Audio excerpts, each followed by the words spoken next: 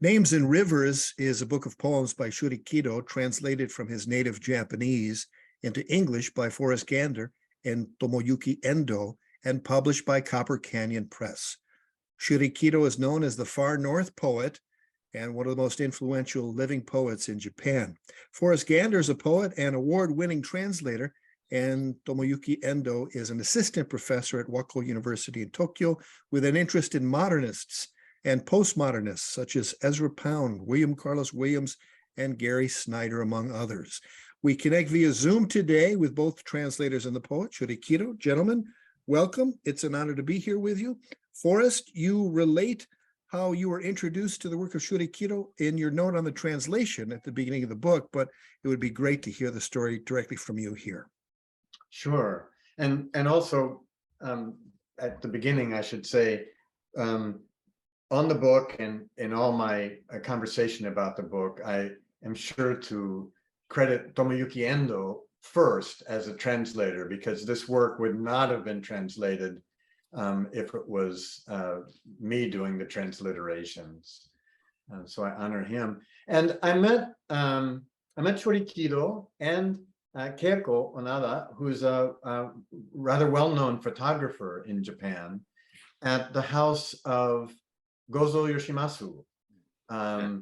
He was holding a party for me when I was visiting Japan, and Marilia Corbo, his wife, who's a performance artist, and Keiko and Jordan Yamaji Smith, a translator, were all there with some editors from Gendashai Techo.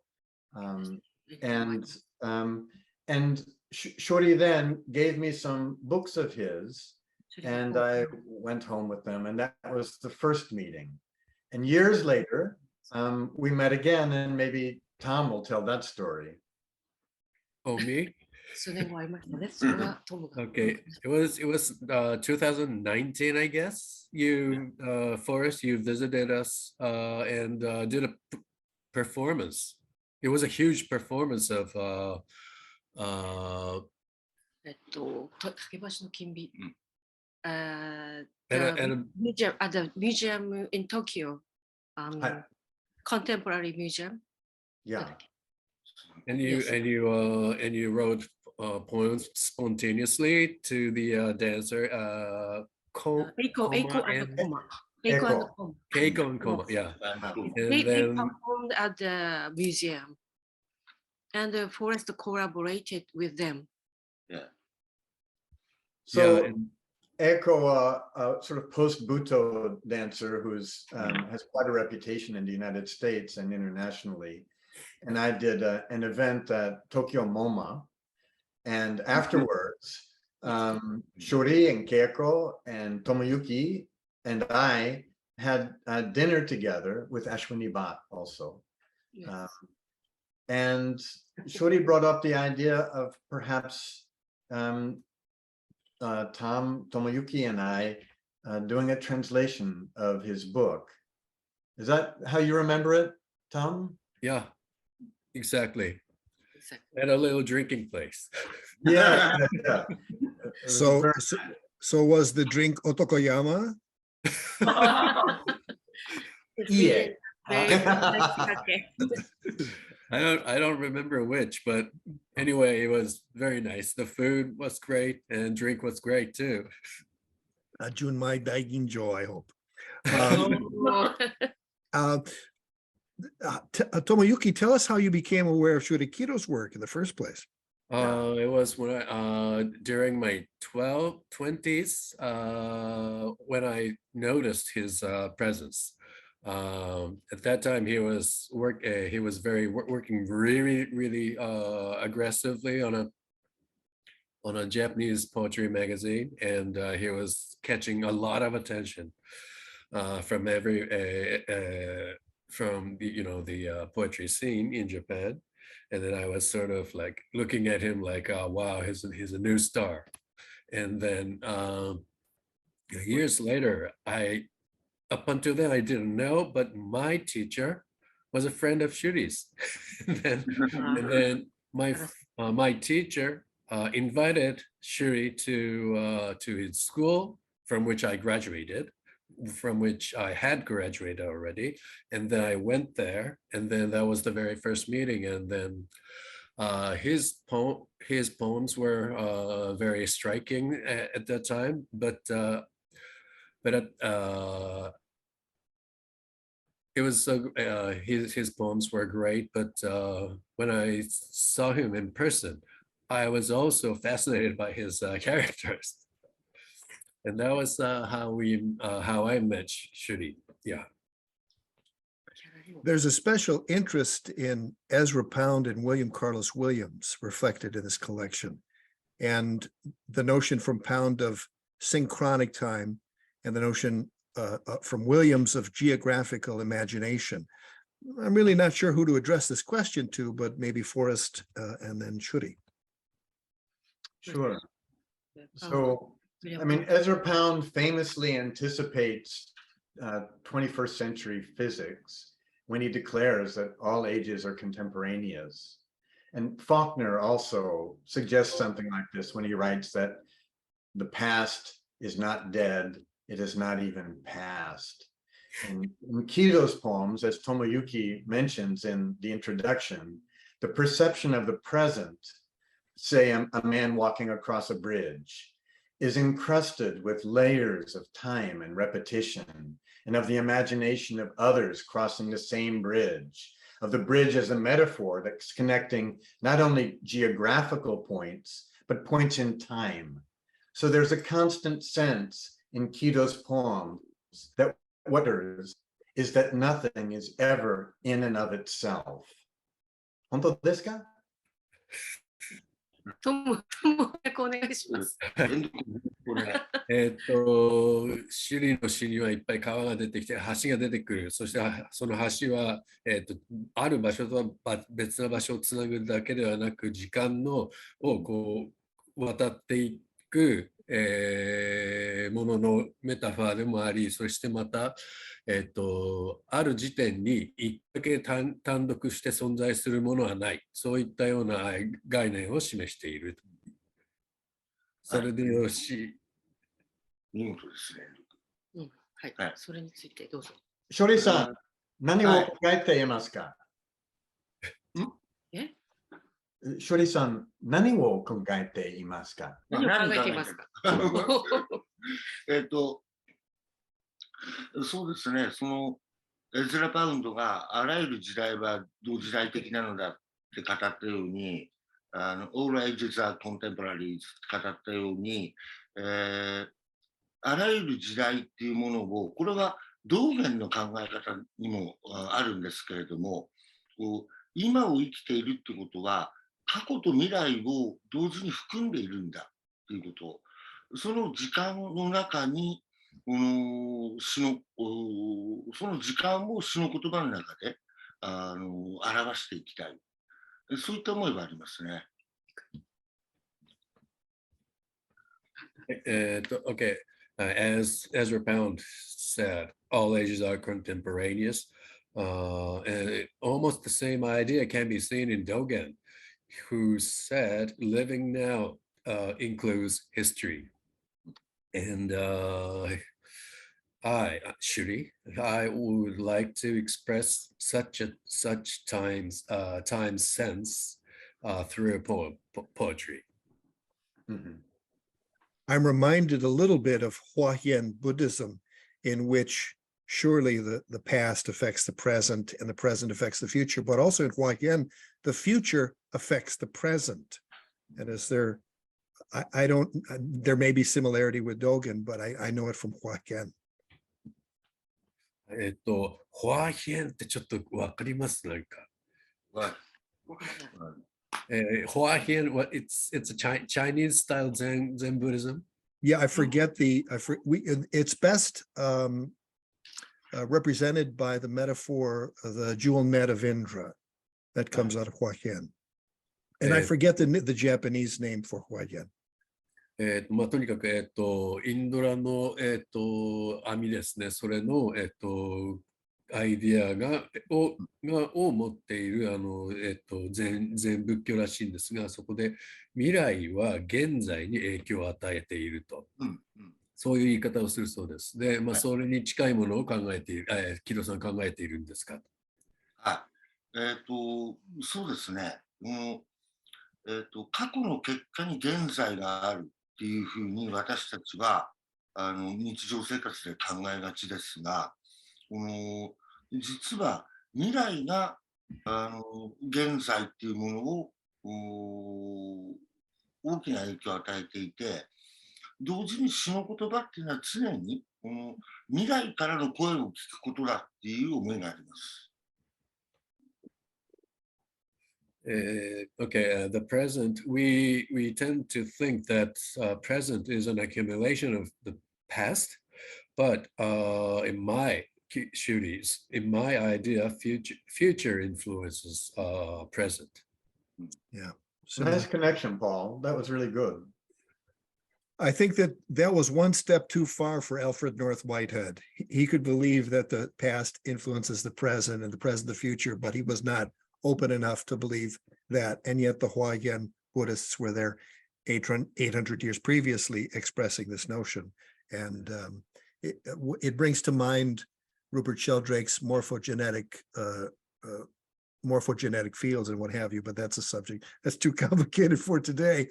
Also, William Carlos Williams, the geographical imagination. I mean, this comes up very much in the book Names and Rivers, with the rivers that are mentioned, a deep sense of place. But I'd really like to get a sense of what Shuri takes from that geographical imagination and how it informs his work, how important it is in his work. Sorry, The phrase, you get it. the phrase geographical imagination, and especially as articulated by William Carlos Williams, perhaps in Patterson, as was alluded to in the book, and Williams in general, you know, the notion of rivers, time as a river, the Passaic River, and the rivers, is it Kitakami, as I recall, Kitakami River? Yeah. Yeah. 地理的想像力ですね。それが、木戸さんにいかに、例えばウィリアムズの語ったような、パサイック川、そしてそれがおそらく、ネイムズ&リバーズや北上川に重ねられているような感じだと思いますが、どういうふうな影響をウィリアムズからは受けていますか？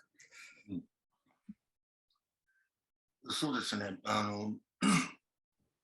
パターソンはやはり非常に重要な作品で、20代の頃から読んでますが、やはり非常に新鮮に感じたのは、都市であったり川であったり、パターソンやパシフィックリバーとかが、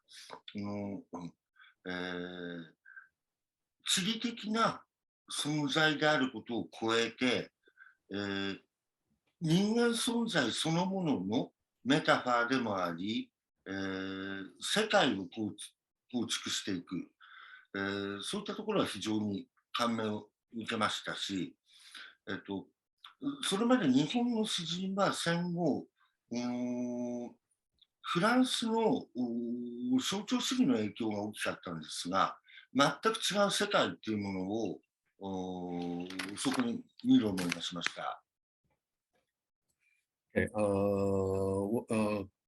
Patterson is apparently important, and I have read the work since I was 20s. And what was fresh was that this geographic idea is not only geographic, but it's a metaphor of human existence.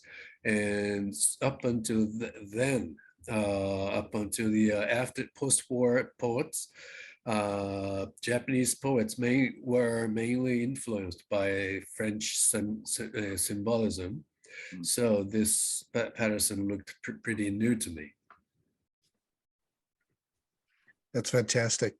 Also, the notion from Pound, as best expressed in sayings like abstractions have to be earned, or go in fear of Or in fear of abstraction. abstraction. Yeah. How, I mean, I read the book, so I see all the specific luminous details, like, Mr. Shurumbato, but tell us about the importance of the concrete as opposed to abstractions. エズラ・パウンドがよく、抽象に気をつけろと、そういうことをいろいろ言ったわけですが、この具体性、事物性ですね、その事物性っていうのが、どのように木戸さんにとって重要だったか教えてください。非常に重要なご指摘ですね。やはり油断すると、非常に抽象的な言葉を並べてしまって、何のリアリティもない、詩になってしまうことがあります。で、やはり具体的な事物から、思考を始める、それが詩を書くということの第一歩だっていうふうに思っています。It's an extremely important point, and sometimes poetry, writing poetry, sometimes I write very abstract words, and then as a result, such poems have no reality, and you have to begin with actual things. Right. Speaking of things, the title poem from the collection Non-Ferrous is on page 25 in English. That might be a good place to start with the actual poetry. Shuri, would you be able to read that? And then, Forrest, maybe you read the translation? Is that possible? Yes. So talking about that poem, page 25, it starts out, and you referenced it it was referenced in the introduction, not non-ferrous, all colors mixed to render the color gray, that poem.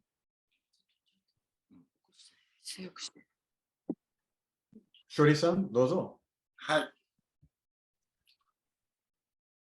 非鉄にあらず、あらゆる色彩を混ぜ合わせると現れてくる色彩は灰。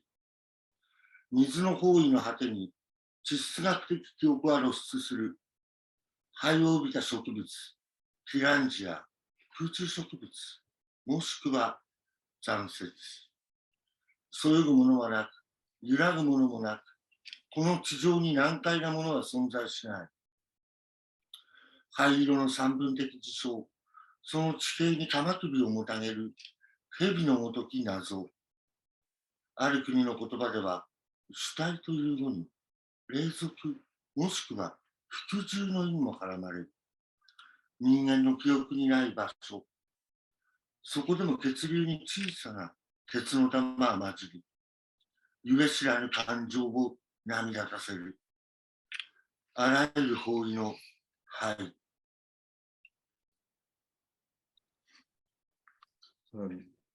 So it might be worth saying before I read that there are many references to color in Kido's book, as though maybe Kido, when he was writing this book, was in conversation with Ludwig Wittgenstein's remarks on color.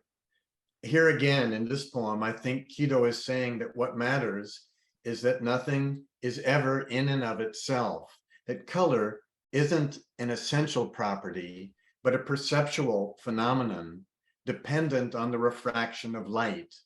And emotion is like that too. It's a collaborative experience involving the self and the world.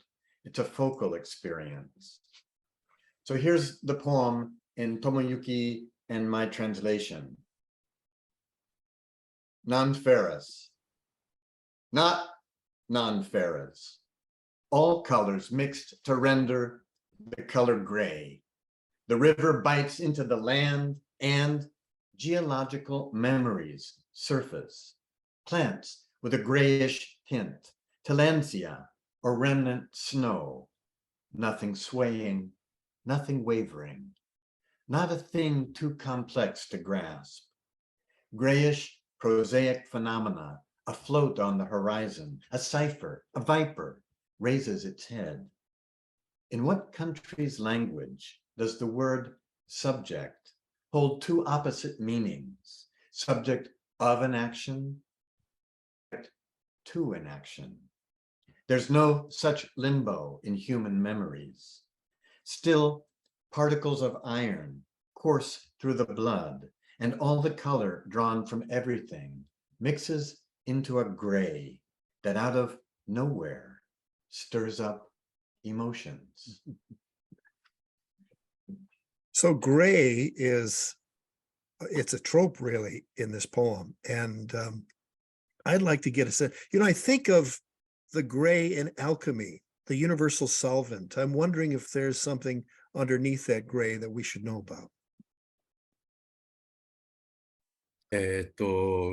グレイ、灰色というやつですね。あ、そういえば質問、木戸さんもすでに、ご覧になってます。はい。錬金術では重要な色なんだと思いますが、グレイっていう色に関しての、考えをお聞かせください。私にとってのグレイは、灰、アッシュと常につながっています。それは、すべてが燃え尽きた後であると同時に、何かの次の始まりへの準備の段階、コスモスを生むためのカオスの状態、それが私にとっての灰色であり、アッシュですね。灰ですね。はい。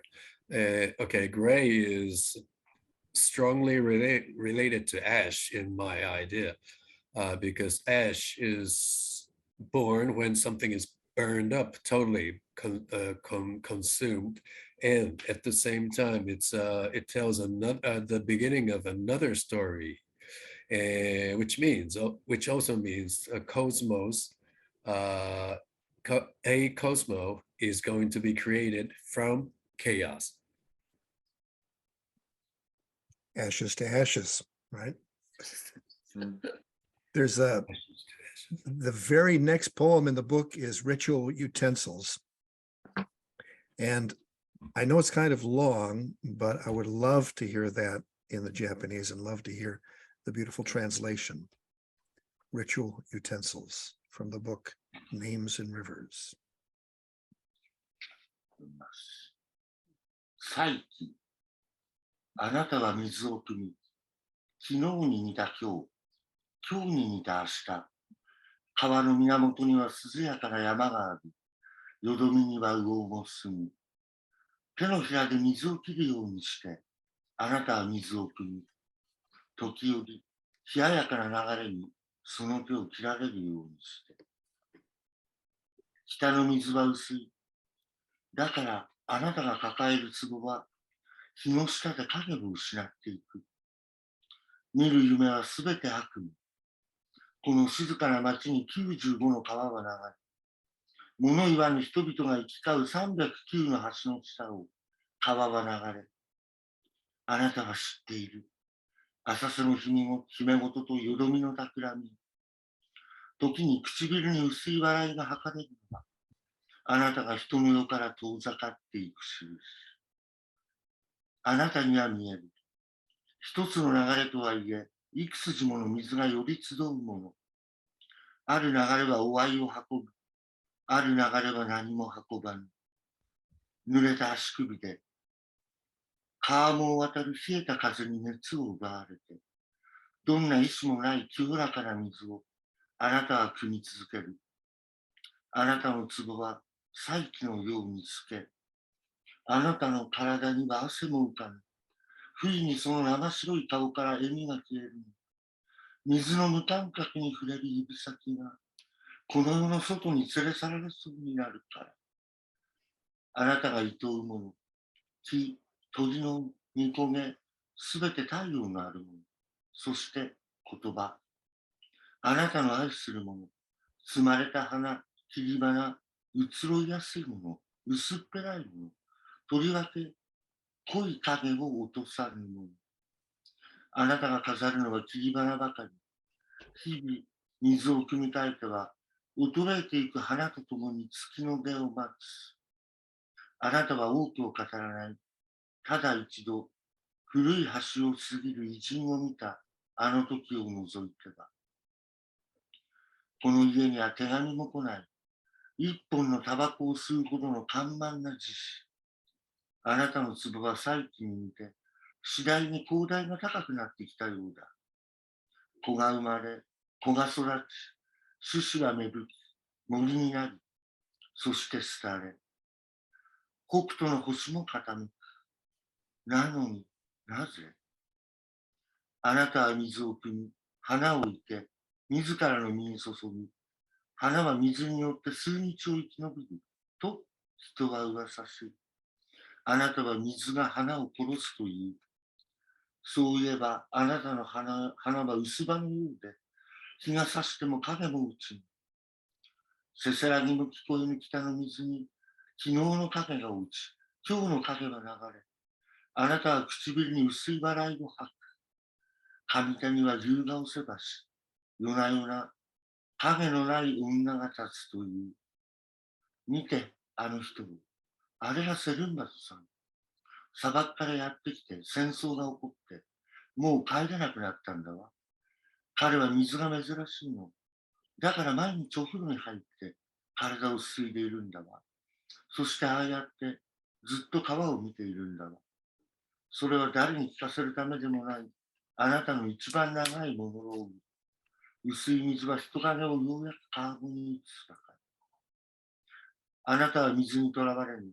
あなたは水を汲み、自らの身に注ぎ、昨日に似た今日が去り、今日に似た明日を巡り、そのためにあなたは水を汲み、静けさを削り取るように95の川を流れ、川のよどみには息もせぬ者たちが住み、川の浅瀬には息を荒らすあなたが立ち、あなたの体は薄葉のようで、日が差しても影も落ちぬ。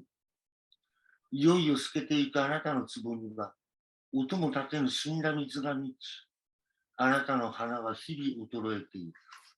水が腐らせるもの。嘘を言ったのはあなた。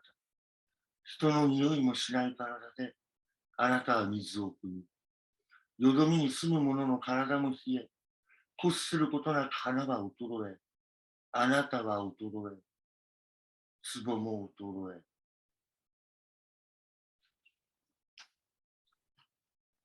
Tom, I have an idea for, why don't we read this together? Why don't we swap stanzas? Why don't you start and read the first stanza? I'll read the second stanza and we'll keep swapping. 交互に読みます。はい。 Would you like that? Are you comfortable with that? Yeah, sure. Great. Let's do this. And then I'll read first, okay? Yes, please. Okay. Ritual utensils. You draw water. Yesterday as you did today. Today as you will tomorrow.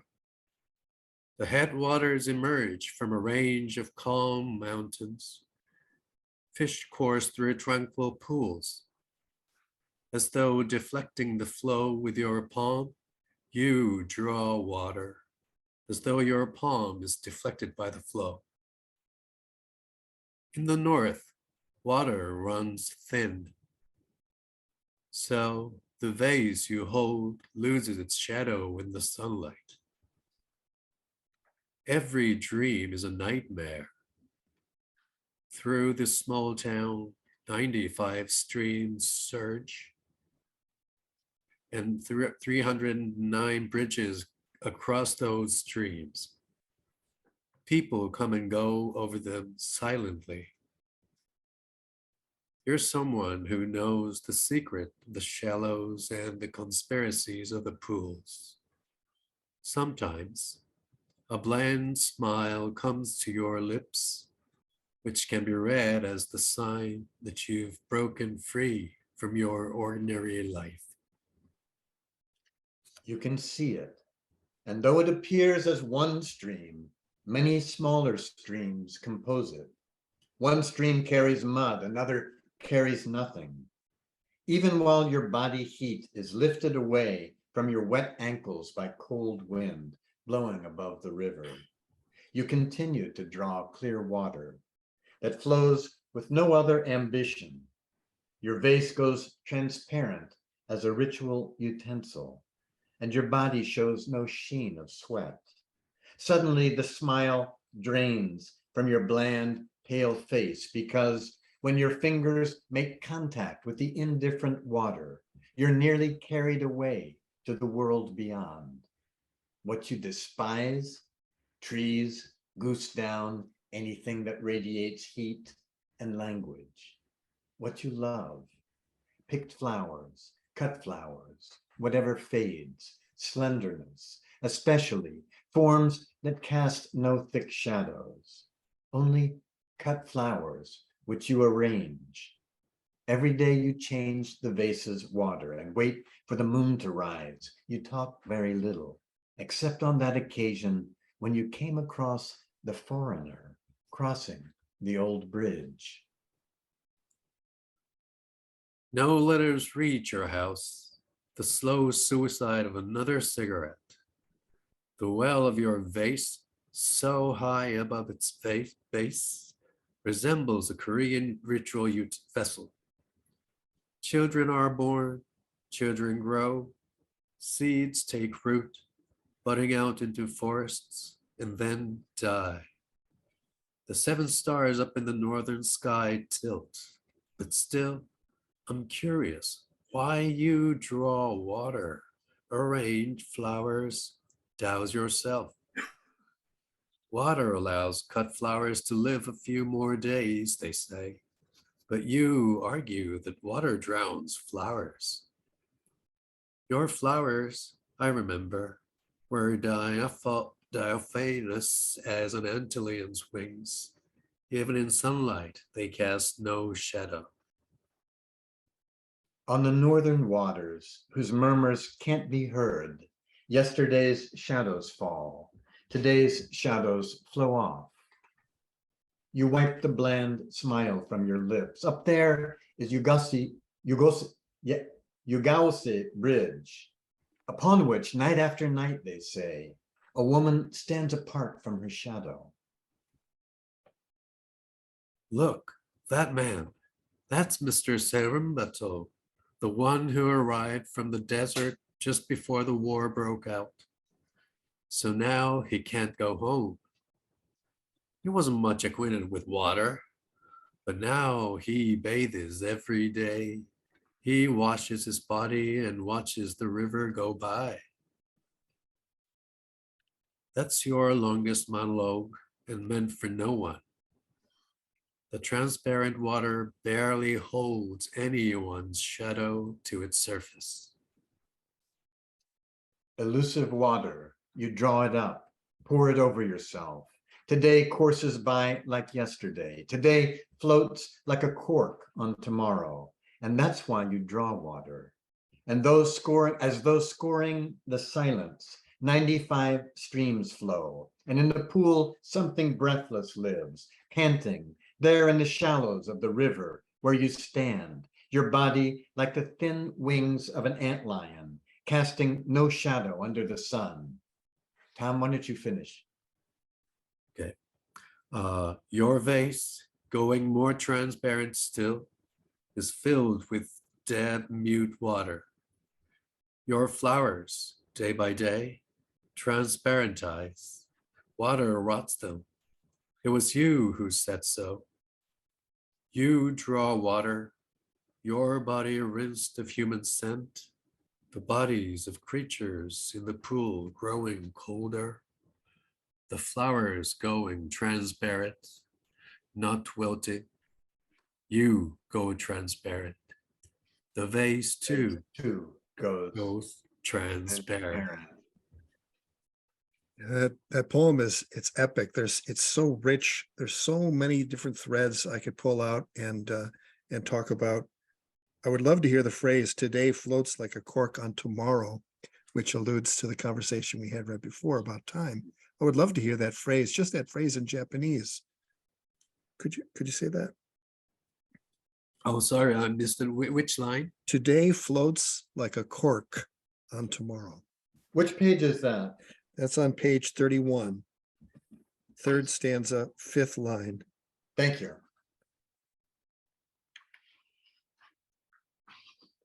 Fifth line.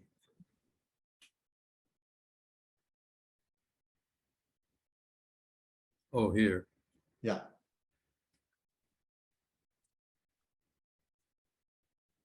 31ページの何行目？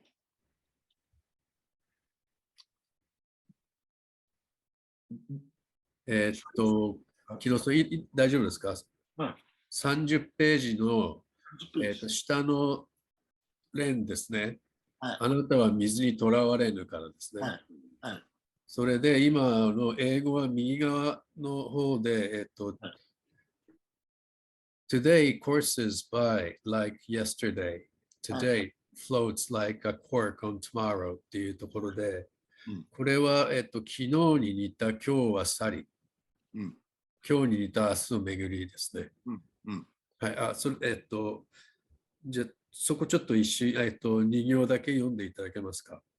I just asked Shuri to read the parts in question, only two lines.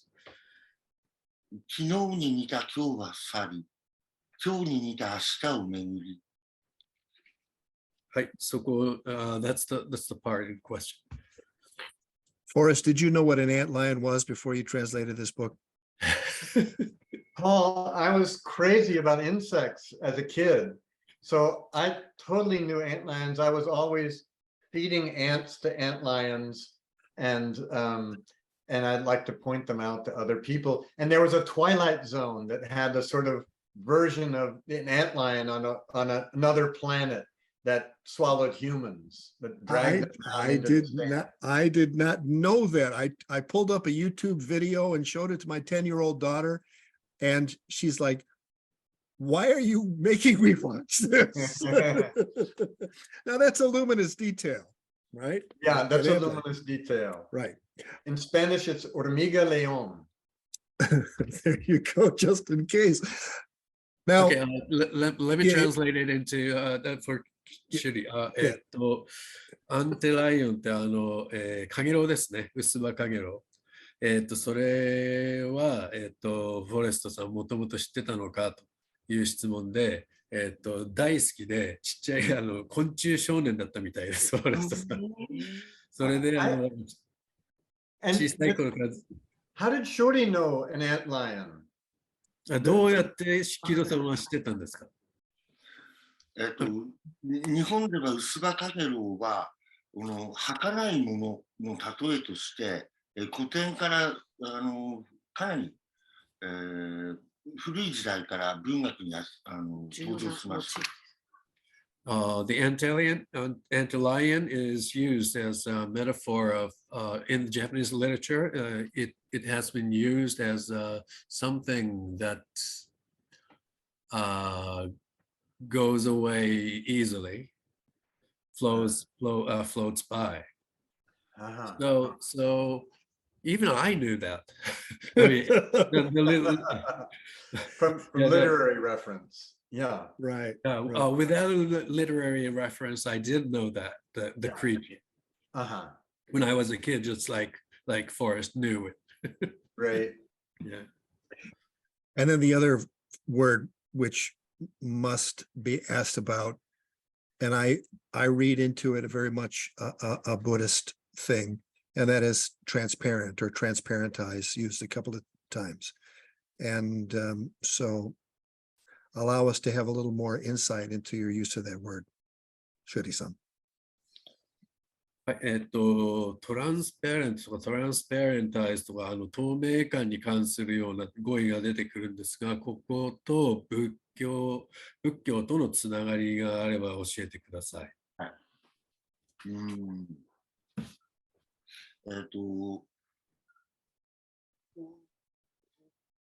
ブディズムの中でもとりわけ禅はこの私という主体を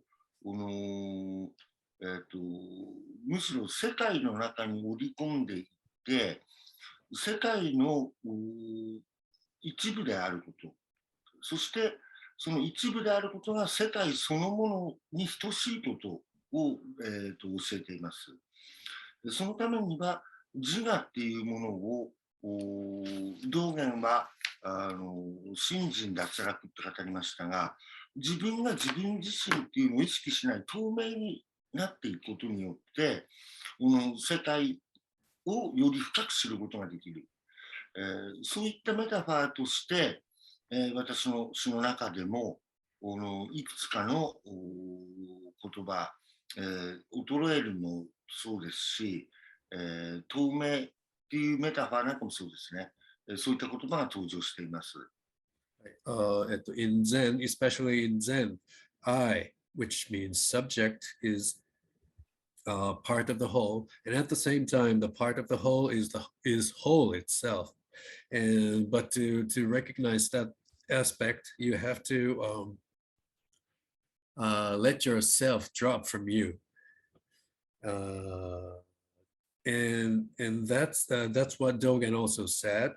And to me, to be selfless is to be transparent. And in my poetry, there's another similar expression, which is grow old, and that is almost identical with being transparent. Fantastic. I love that notion very, very much. And I see it as Shuri was saying, as you were saying, in the realm of Zen. I think about the great death in Zen as expressed probably most notably by Keiji Nishitani.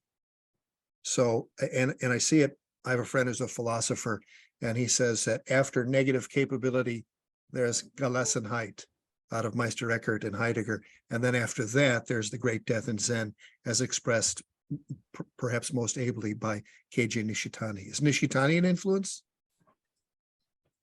日本だと西谷啓二さんって中国文学者の人が、言って、それで、その人が、英訳されると、ちょっと日本語僕は分かりませんが、英訳されるとグレートです、大いなる死というもので語っているようなことかと思いますが、木戸さんのそれは、西谷さんからの、影響なんでしょうか。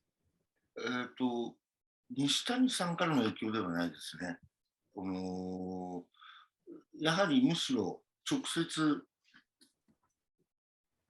こういう遠藤君、道元先生。Complete Works of Master Dogen、ああ、そうです。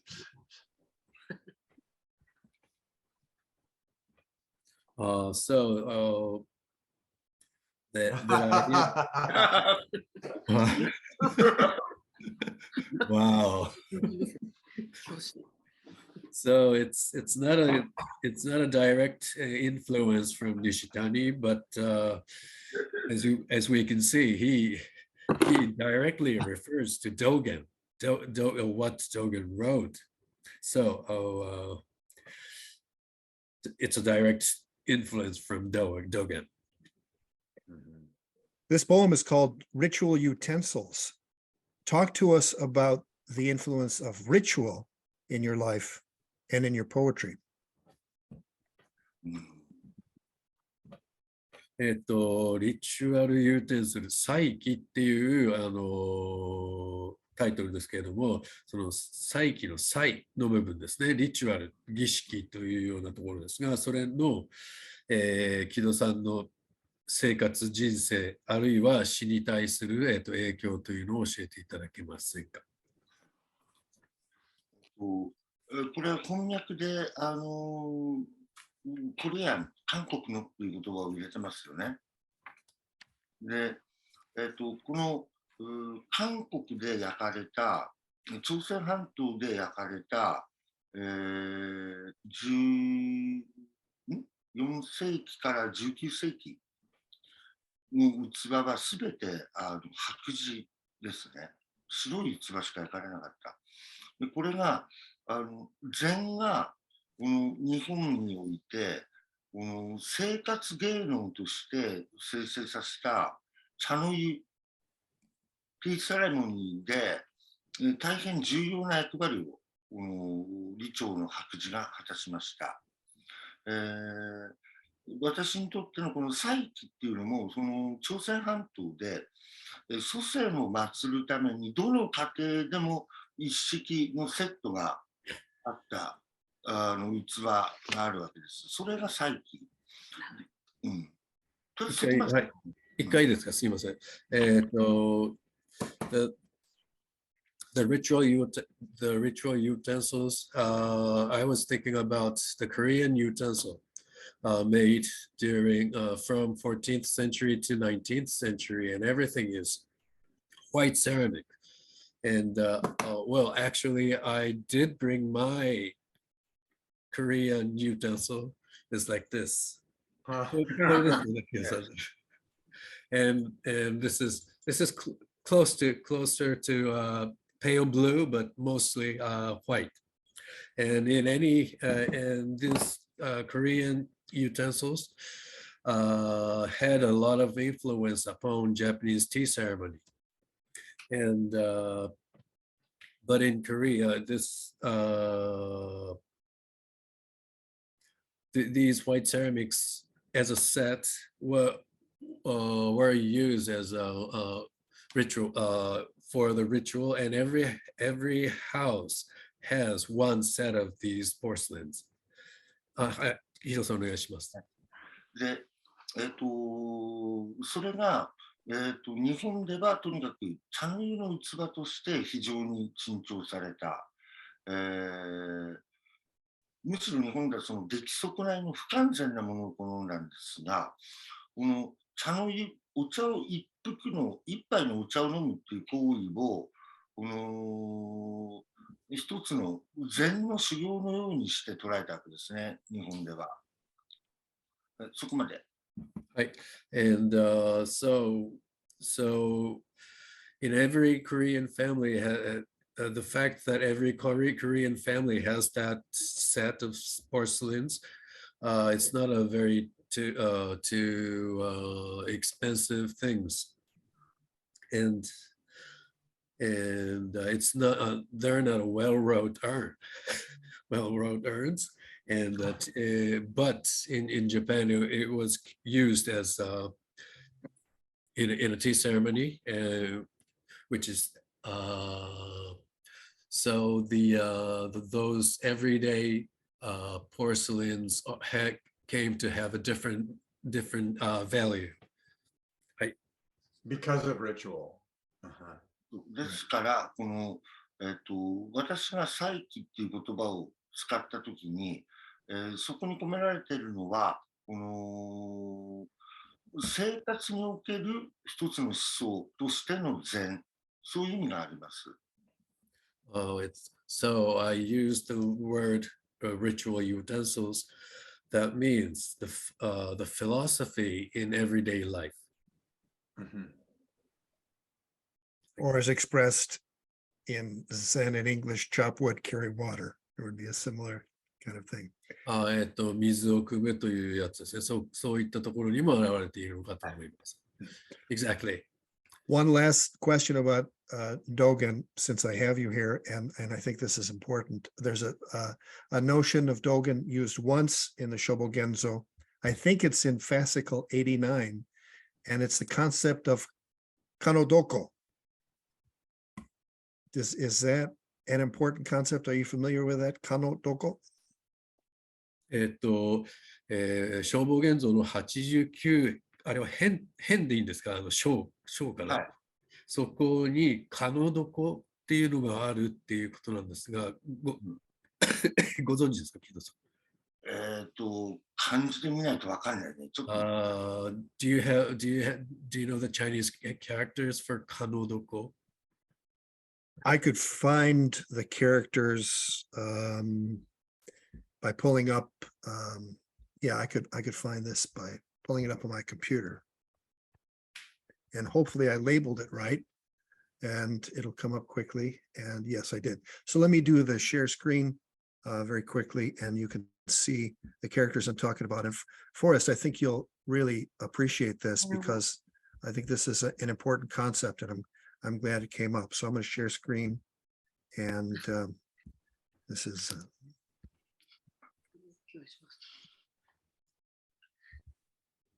漢王どうこう。漢王道と、はい。あ、ご存知です？うん。もちろん。はい。Yes, he does know that. any thoughts about the significance of this? これに官能動向に関しての、何か、ちょっと考えるところがあったら教えてください。これはそれこそ、ボードレールが語ったコレスポンダンスや、ケゴン教っていう経典が語っているそれこそインドラの網などと同じように世界っていうものが関係の中で成り立っている。つまりこの世で無駄なものは何一つない。この部分が世界そのものであるっていうふうな思想の根本を語っている一つ、言葉だと思います。はい。Okay, this is in the Buddhist idea, especially told in the Indra's net, just as we talked about, the world exists. No, the world exists in the relations. That's what it mainly means. And one thing as itself cannot exist. Cannot exist. Interdependence. Forrest, I was delighted to see that the list of U.S. poets influenced by Japanese poetry and culture reads like a list of Black Mountain and Beat poets.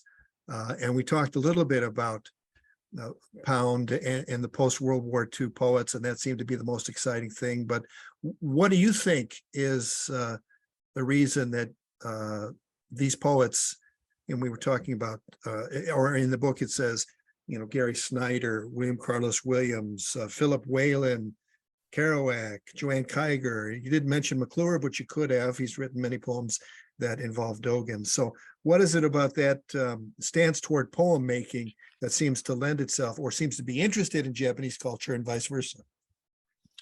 And the vice versa is important because in the mid-20th century, the Japanese poets were looking for Western sources, and the Western poets were looking toward the East.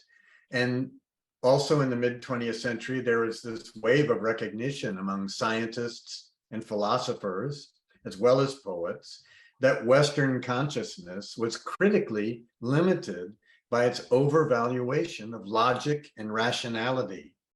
So the philosopher Hans-Georg Gadamer emphasizes that we're threatened by the one-sidedness of scientific knowledge, and what we need is some kind of fusion of horizons.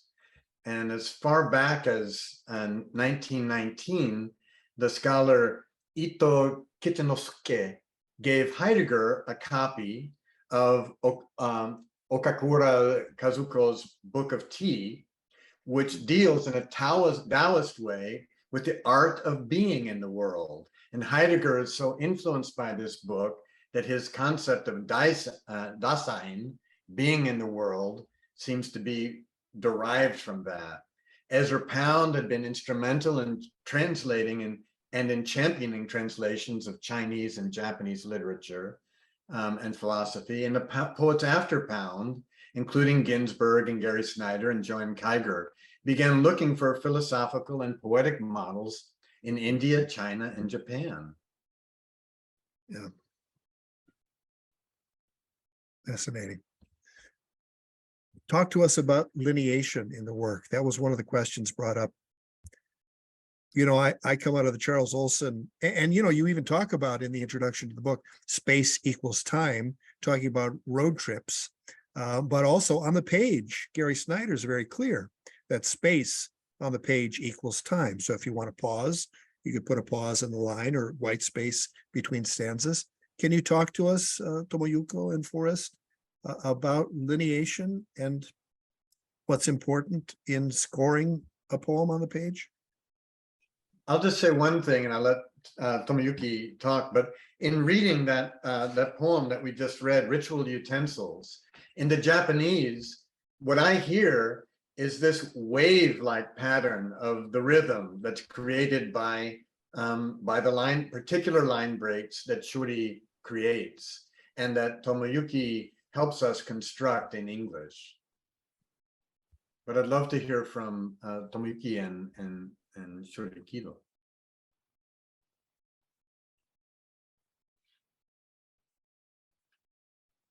木戸さんは、リニエーションということですか、流れですね。そういったこと、詩の流れですね。そういったことに関してはいかがでしょうか。ね、日本語は縦書きなんで。あ、そうですね。we don't write horizontal. We write vertical. So that's the very first big problem. だから、その横書き、まあ普通の生活の中では横書きも随分するんですが、文学作品は常に縦書きで、行を渡るっていう言い方をするんですが、次の行に行くこと。いかにこう、音の響きの上で音韻的に次の行につながるか、あるいは切れるかっていうのは常に意識してます。He always be careful about, he's always careful about going over to the next line. We call it go across to the next line. So it's going across. So yeah, he does care about that. And as for me, it is I try not to disturb the flow of the Japanese going across the lines, lines from the next line to the next line to the next line. And I try to follow the line breaks and line breaks and what else? And the enjambment and things, all those things, and stanzas. I never try to change that myself. I try to retain everything to the English translation. Yeah. Yes. In the poem, The Dry Season, which is early in the book, page 5, there's a passage that reads, "When books burn, even the settings of stars collapse." It seems as if we're in another era of book burning at this time, or maybe that it's true that every age has its own fascism. What use is poetry to combat fascism? 今のは、活水期ですね。ドライシーズンですから、which page is it? この紛争ですね。Page 5. 今の質問はまさにその通りで、私は書物を燃やすっていうことはすなわちもう人間を燃やすことにと変わらないと思ってます。常に書物を燃やすっていう行為は東洋においても専制君主のファシズムの下でしか行われていません。ですから、私がこの紛争って言葉を使うときには、このファシズムに対する常に、反発、それが、背景にあります。To me, to burn books is almost identical with burning humans. And in the East, these burning books was done under a fascist reign or under fascist philosophy. And then, so to me, when I use that word, burning books or to burn books, is a criticism toward that that side and or a rebel to that political system. One more note, Paul, about the previous question about the line break, the lineation. This book has been incredibly well received in the United States, and the Washington Post listed as one of the 5 best books in the US. And what I think is being received by readers has to do with the rhythm of Shuri Kido's mind, that we hear a very particular mind inscribed in the rhythms of his work, and that meditative sensibility is well communicated in the translation. That the pulse of someone else's mind, something so intimate, can cross languages, seems to me almost miraculous. Yeah, and rather than go into rhetoric, which a lesser poet does, there's the line, when books burn, even the settings of stars collapse. I mean, that's just a remarkable line, which is interesting because it's early in the book, and yet I put it near the end of the interview because of its potency and because of it's a very real fact that we're dealing with that mentality now. I would just have one more question. Actually, I would have about a couple of days worth of questions, but I will restrict myself to this last one. What's it like having a book of your poems translated into English? あなたの作品が英語の詩になるっていうのはどういう感じでしょうか？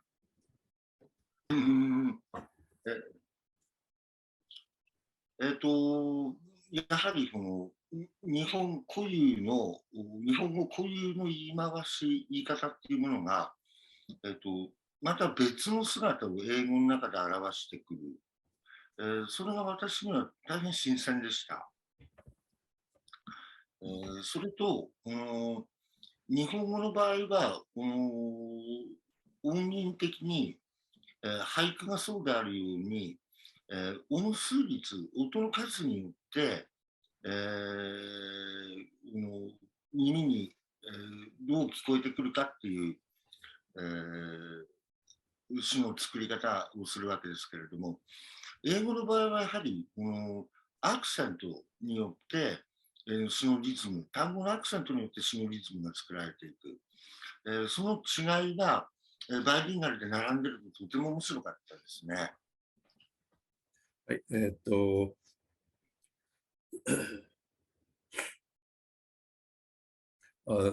the Japanese expressed in another language that was very very fresh, and usually the sound of the Japanese is created by the number of syllables, and the Japanese language is basically a monosyllabic language, consonant and vowel.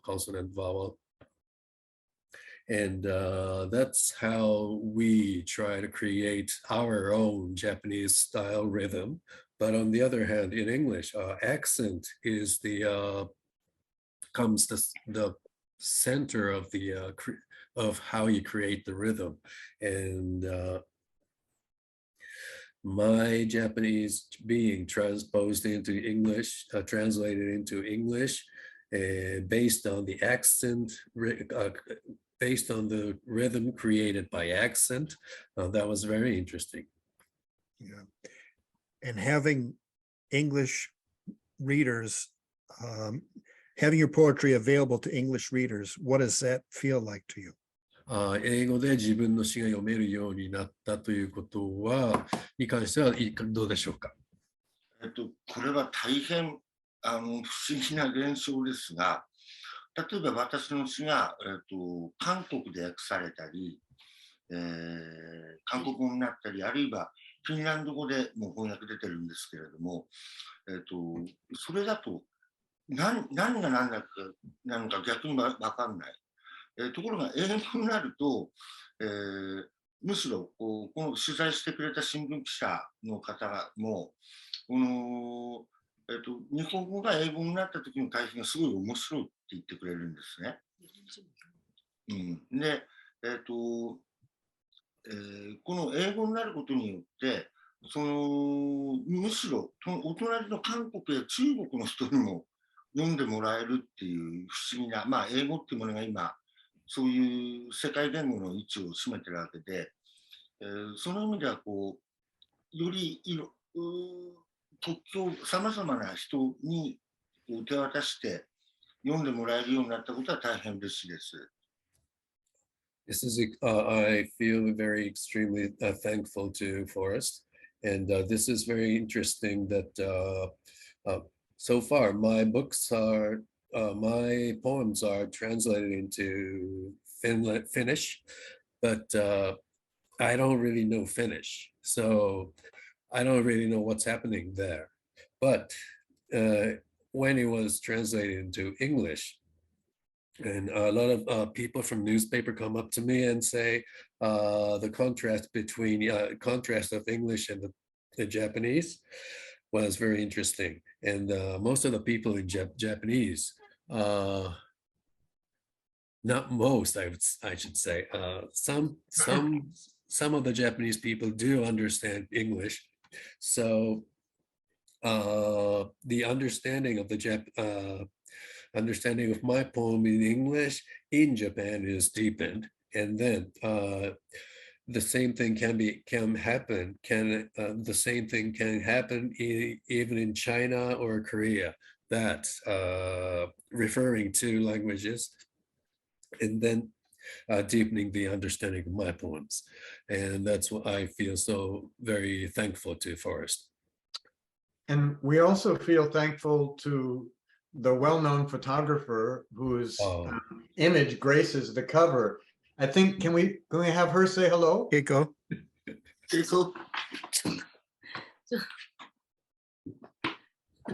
Hello again. It's a beautiful cover. Thank you for your work.